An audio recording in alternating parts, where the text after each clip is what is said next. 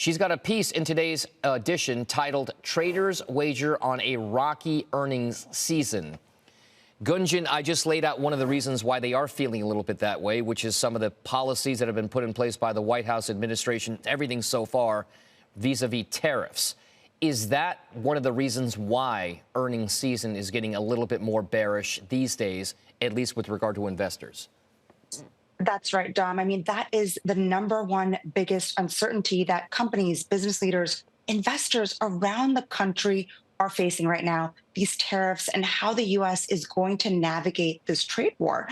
And we have seen, one of the biggest sell-offs of the past decade in the stock market. And the bad news is that a lot of traders are not expecting that to calm down anytime soon.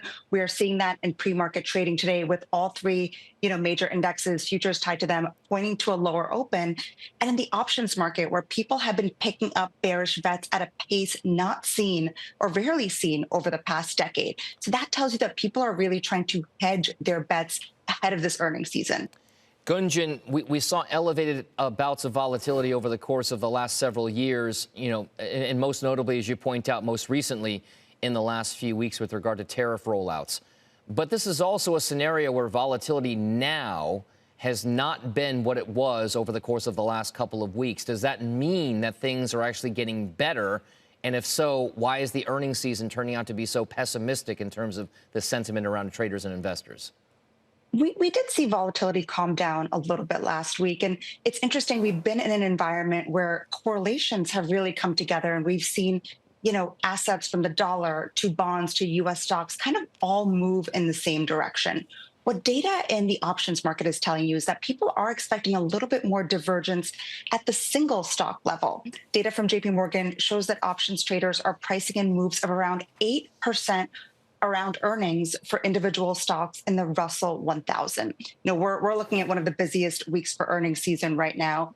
And that tells you that people are really trying to, wade through who the winners and losers of this trade war are going to be. Are we going to see more Netflixes where the company said, hey, we're not seeing the effects of decreased demand because of this trade war quite yet. We're not seeing that negative sentiment come through to our earnings? Or are we going to see more D.R. Hortons, where the nation's largest home builder told us that, the spring selling season is off to kind of a slow start because people are feeling an affordability pinch?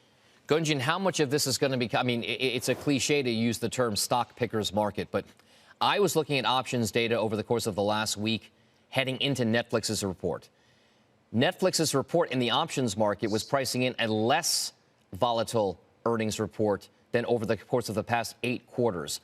I wonder, and you mentioned Netflix mentioned that they said the tariffs weren't as much of an issue for them. How much of this is going to be about traders and investors picking the types of stocks that are not going to be as tariff focused and having those be the either more or less volatile type stocks to trade this earnings season? Exactly, Dom. I think it's exactly going to be that type of environment. And I noticed the same thing for Tesla. Options traders are pricing in a lower than typical move for that stock. And I think a lot of people are going to be tuned into that earnings call this week. But for stocks like Chipotle, American Airlines, people are pricing in around an 8% move this week.